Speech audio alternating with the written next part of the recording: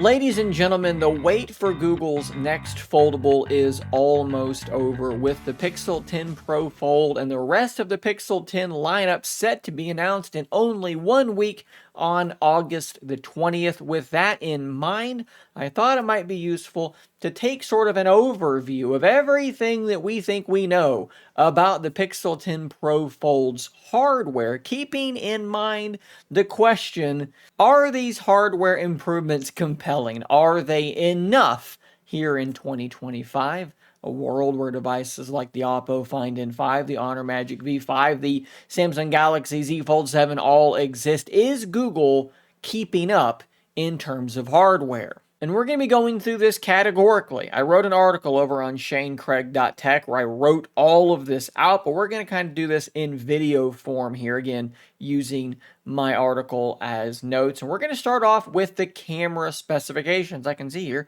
that I accidentally captured my mouse cursor there on my table. Looking at the camera hardware for the Pixel 10 Pro Fold, it doesn't look like a whole heck of a lot is changing. As you can see, the ultra-wide, the telephoto, and the selfie cameras are all apparently staying the same. Now, this was originally sourced by Android Authority, but now I think Android Headlines has corroborated this as well. The only real change occurring is to the primary camera.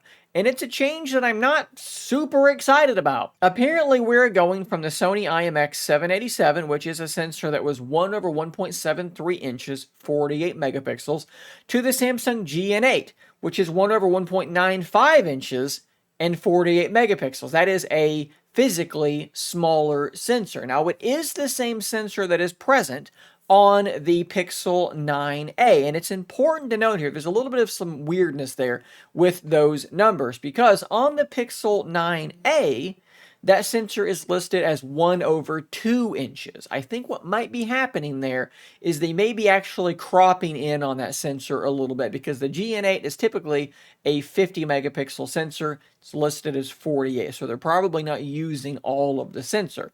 So in reality, they're probably going from a 1 over 1.73 inch sensor to a 1 over 2 inch sensor. So again, primary sensor is getting smaller, and that's typically not a good thing. Larger sensors can gather more light. That leads to more detail, faster shutter, less noise. It's just a better thing to have a larger sensor. And look, Google did the exact same thing going from Pixel Fold to 9 Pro Fold. They actually went smaller there as well. So we're going smaller again. So in terms of camera hardware, this is not something to be excited about. Everything is pretty much staying the same, and potentially a small, maybe a small downgrade there on the primary sensor. It is also worth keeping in mind that from Pixel Fold to 9 Pro Fold, the camera performance actually improved. In particular, the zoom performance improved. It was much more detailed, even though it's the same sensor. So computational photography, Google's processing, the camera performance is probably going to be just fine.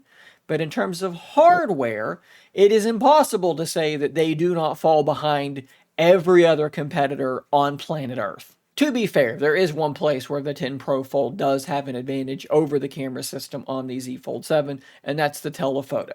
Even though this telephoto is small, the Z Fold 7's is smaller, and this is a 5x versus a 3x, so definitely something to keep in mind. What about the body of the phone itself, the weight, the measurements, what is going to be changing? Well, like I've talked about in some prior content, not a whole lot. In fact, the 10 Pro Fold is going to be about 1 gram heavier, again, if the rumors are to be believed, and it's going to be very slightly thicker as well. So 258 grams is apparently the number. And when you compare that to something like the Z Fold 7, which is 215 grams, that does mean that the 10 Pro Fold is going to be considerably heavier in your pocket. Google is not going after this goal of having a foldable phone that is as thin and as light as a normal slab phone. Where the Z Fold 7 is like 4.2 millimeters thick, the Pixel 10 Pro Fold is going to be like 5.2 millimeters thick. Now, the good news is that is still very thin and not really a problem at all.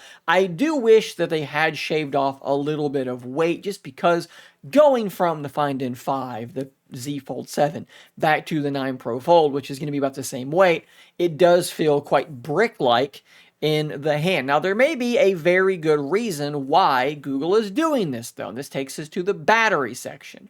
Word is they're going to be going from a 4650 milliamp hour battery up to a 5015 milliamp hour battery. That could be a really, really nice trade-off that I think a lot of you would happily make. Hey, don't worry about shaving off a little bit of weight. Give me a very large battery, a battery that is 600 milliamp hours bigger than the one that is in the Galaxy Z Fold 7. And then when you pair that with the Tensor G5, which we'll talk about a bit more here in a little bit, it could be a battery champ. Charging is expected to remain around 23 watts wired and 15 watts wireless. One other thing that I do need to quickly mention is there have been rumors that the Pixel 10 series of devices will finally adopt a built-in magnet for what they're calling Pixel Snap accessories. Just think MagSafe. That's exactly what this is. So it's possible that some of that lack of weight reduction could come down to not only the bigger battery, but that magnet being included. Personally, I'm skeptical that the Fold is going to get that magnet. I think that there might not be enough room in there to do that and have that bigger battery in there, but it is possible. In terms of the screens, not a whole lot is changing. You can see in this image that Google has slimmed down the hinge area to the left of the cover display, and that has allowed them to just widen out that cover display a little bit more, and that's taking us from a 6.3-inch screen to a 6.4-inch screen. The internal screen is staying the same at 8 inches. We have also seen leaks, though, that the cover display might be hitting 3,000 nits of peak brightness, and that is very, very good. That's higher than the Fold 7's 2,600 nits. Now, I've said this a million times. Don't get too caught up in these listings. You kind of need to get the phones in your hands and take them outside in the bright sunlight and see which one looks brighter. But it is at least a good indication that they are trying to increase that brightness. I haven't seen anything on that inner screen, so hopefully it gets a little bit brighter as well. Under the hood, like I mentioned earlier, we are running the Tensor G5 chipset, and this is a pretty big deal because Google is finally switching from Samsung Foundry to TSMC, so it's a better foundry for making this processor. It's also moving to a 3-nanometer process, which should make it much more efficient, and that, along with that bigger battery, should be a really good thing. We are looking at 16 gigs of RAM, just like before, because, Google loves to run lots of AI stuff on device, and you need a lot of RAM to do that. Of course, the Tensor G5 is not expected to be faster, more powerful than the latest Snapdragon processors, but it should be a nice improvement still, and with Google's what I would consider pretty top-notch software optimization, the device is going to be very fast. I've shown you guys so many times already,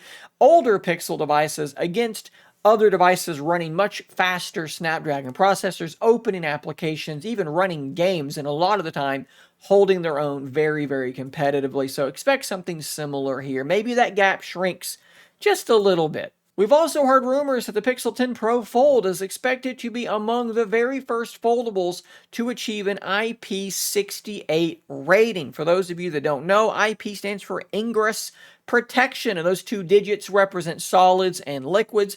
A 6 means protection against dust, which is something that we really have not seen in foldables, and the 8 means it can withstand being submerged in water beyond 1 meter for up to 30 minutes. This would bring it in line with most slab phones, and for a lot of you, that is a big deal. It's something that people get very nervous about with things like the Z Fold, which is IP48.